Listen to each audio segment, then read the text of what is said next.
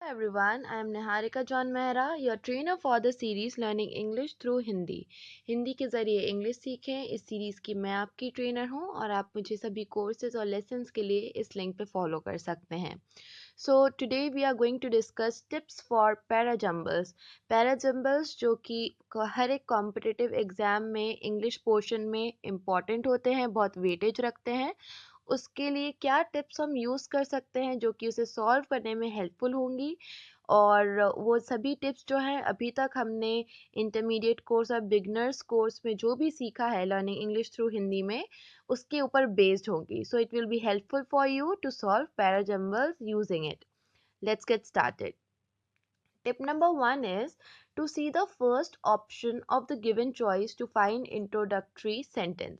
मतलब कई बार ऐसा होता है कि हमारे पास ए बी सी डी चार सेंटेंसेस हैं, उनको हमको सही सीक्वेंस में जमाना है। ये हमारा पैराजम्बल का क्वेश्चन होता है। नाउ आपको ऑलरेडी इस प्रकार से सेट्स मिल सकते हैं कि या तो इस वाला ये वाला सीक्वेंस जो है वो सही है, या ये, या फिर ये, या फिर ये, इनमें से एक सीक्वेंस सही है।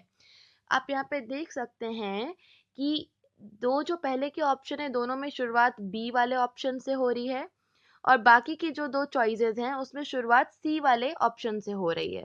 तो आपको ये देखना है कि या तो बी वाला सेंटेंस या तो सी वाला सेंटेंस है जो आपका फर्स्ट सेंटेंस बनेगा आंसर का, सोल्यूशन का। तो बी या सी में से जो बेटर इंट्रोडक्शन दे रहा है आपके पूरे पैराग्राफ के बारे में, जो अच्छे से परिचय दे रहा है बी और सी में से, आप उसे चूज करें, उसे पिक करें कि वो आपका फर्स्ट ऑप्शन बने। दैट मीन्स कि आपके पास फिर ऑप्शंस जो रह जाएंगे लिमिटेड हो जाएंगे। मतलब ये है कि अगर आप ये पकड़ लेते हैं कि बी से ही आपका जो पूरा आंसर है वो सॉल्व होगा, तो अब आपको सिर्फ ये दो ऑप्शंस हैं, इन्हें देखना है और इन्हीं को आगे सॉल्व करना है कि अब बी के बाद वाला सीक्वेंस क्या रहेगा, बी के बाद वाले ऑप्शंस क्या होंगे। Then next tip is see the last option of the given choice to find concluding sentence. अब अगर हमने ये पकड़ लिया कि पहले वाले हमारा पहला सेंटेंस है वो बी वाला ऑप्शन है, तो बचे ये दोनों वाले हमारे चॉइस। अब इन दोनों चॉइस में हम सेकंड और थर्ड सेंटेंस को ना देखें, लेकिन सीधे लास्ट वाले पे जाएं, लास्ट ऑप्शन को देखें। तो हम देख पा रहे हैं यहाँ पे लास्ट है सी और यहाँ पे लास्ट है डी।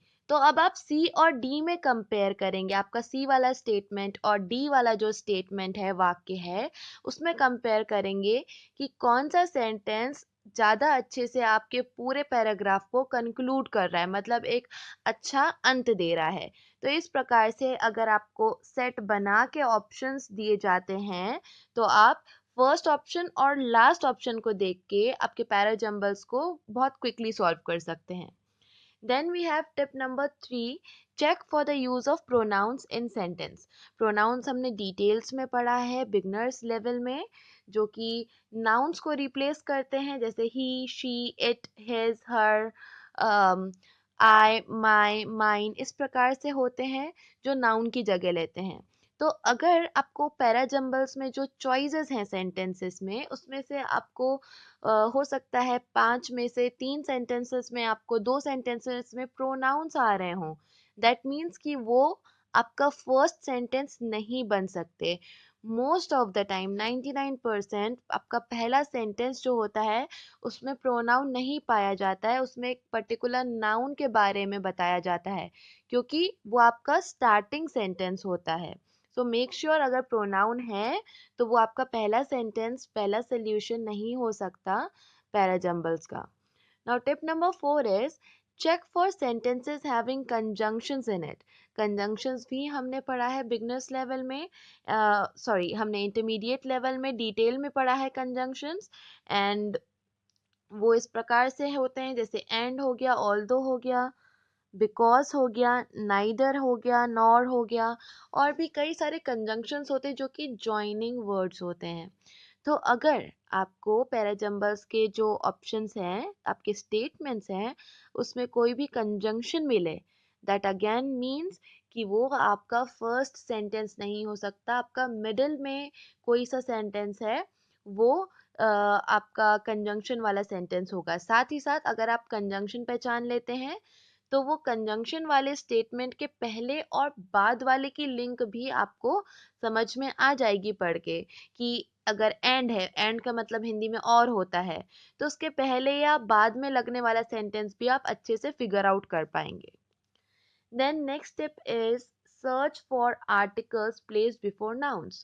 यहाँ पे हम प्रॉपर नाउन की बात नहीं कर रहे हैं, किसी के नाम की बात नहीं कर रहे, बट कॉमन नाउन्स की बात करें। जैसे कि हिंदी में अगर बोलें लड़का लड़की, इंग्लिश में boy girl, animal cow dog, ये जो है कॉमन नाउन होते हैं और इनके आगे द भी लगता है और ए और एन भी लगता है अकॉर्डिंग टू रूल्स। हमने आर्टिकल्स में ये स्टडी करा है बिगनर्स लेवल में। अगर आपको ए या एन से आपके सेंटेंस में ए या एन का उपयोग है, जैसे a boy was standing on the road, या फिर I saw an old man walking alone at the bridge, यहाँ पे इस प्रकार से ए या एन का उपयोग अगर होता है तो आपके पास एक यहाँ पे क्लू मिल जाता है कि हो सकता है ये आपका ओपनिंग स्टेटमेंट हो, क्योंकि हमारे ओपनिंग स्टेटमेंट हमेशा वंस अपॉन अ टाइम या फिर एक बार की बात है, एक आदमी था, एक बार की बात है, एक लड़की थी, इस प्रकार से बहुत चांसेस होते हैं ओपनिंग सेंटेंस के होने के, क्योंकि कैरेक्टर को बताता है। तो अगर ए या एन है आपके सेंटेंस में तो वो ओपनिंग स्टेटमेंट हो सकता है। 100% ज़रूरी नहीं है, बट आप चेक कर सकते हैं, आप शॉर्टलिस्ट कर सकते हैं अपने सेंटेंसेस ए या एन देख के। वहीं पे अगर द आए और द के बाद में कोई नाउन आए, कॉमन नाउन है, जैसे द बॉय या फिर द ओल्ड मैन, तो हमने ये सीखा था आर्टिकल्स में कि द अगर नाउन के पहले आता है मतलब वो ऑलरेडी उस नाउन के बारे में बात हो रही है उसको मेंशन करता है। मतलब हमारा ओपनिंग स्टेटमेंट वो नहीं हो सकता जिस स्टेटमेंट में द आए और द के बाद कोई सा नाउन लगे, क्योंकि ऐसे स्टेटमेंट ये बता रहा है कि ऑलरेडी उस बॉय के बारे में या उस नाउन जैसे ओल्ड मैन के बारे में पहले ही बात की जा चुकी है, इसलिए हमने द लगाया है दूसरे सेंटेंस में। So it can never be the opening statement. Tip number 6 is use of initials. Initials मतलब शॉर्ट फॉर्म होते हैं, जैसे कि अगर वर्ल्ड हेल्थ ऑर्गेनाइजेशन है, इसका इनिशियल हो गया WHO, ये इनिशियल्स हो गए। तो अगर आपके स्टेटमेंट्स में कुछ भी फुल फॉर्म में लिखा है तो उसके चांसेस ये हैं कि वो ओपनिंग स्टेटमेंट आपका फर्स्ट स्टेटमेंट होगा। और अगर आपको वही जो 4-5 ऑप्शंस है उसमें आपको WHO या उसी पूरे शब्द के इनिशियल्स मिल रहे हैं, तो इनिशियल्स वाले जो आपके सेंटेंसेस होंगे वो फर्स्ट वाले ऑप्शन नहीं होगा, ओपनिंग स्टेटमेंट नहीं होगा, लेकिन मे बी सेकेंड थर्ड या फोर्थ हो सकता है according to the number of sentences given. Then we have tip number 7, interrogative sentence. हमने सीखा था प्रश्नवाचक वाक्य होते हैं टाइप्स ऑफ सेंटेंसेस में बिगनर्स लेवल में। तो ये हमेशा हमारा एक बात हम इस ध्यान में रखेंगे कि हमारे इंटरोगेटिव सेंटेंस ओपनिंग स्टेटमेंट नहीं हो सकते। जो भी प्रश्नवाचक वाक्य हैं उनसे कभी भी पैराग्राफ की शुरुआत नहीं होगी। So in that way you can eliminate, अगर आपके पास स्टेटमेंट्स चॉइस जो हैं उसमें कुछ भी इंटेरोगेटिव आता है तो आप कभी भी उसको फर्स्ट नंबर पे प्लेस नहीं करेंगे, ओपनिंग स्टेटमेंट नहीं बनाएंगे। Tip number 8, check for time sequence. कुछ शब्द होते हैं जो हमें टाइम के बारे में बताते हैं, जैसे आफ्टर मतलब बाद में, बिफोर मतलब पहले, यस्टरडे एक दिन पहले की बात कर रहे हैं हम, टुडे आज, टुमारो आने वाला कल, या कोई भी ईयर दिया हो 2000, 1990, कोई भी मंथ दिया हो या डेट दिया हो, तो आप टाइम को अगर आपके सेंटेंसेस में बताया जा रहा है तो उसके अकॉर्डिंग आप अपना सीक्वेंस अपने स्टेटमेंट्स का सेट कर सकते हैं। जैसे कि यस्टरडे वाला चीज़ पहले आएगी, टुडे आएगा, फिर टुमारो आएगा। तो कई चीज़ें आपको जो टाइम वाले शब्द हैं वो क्लू देते हैं कि सेंटेंसेस का सीक्वेंस क्या होना चाहिए। So you keep checking for time sequence. So that was it.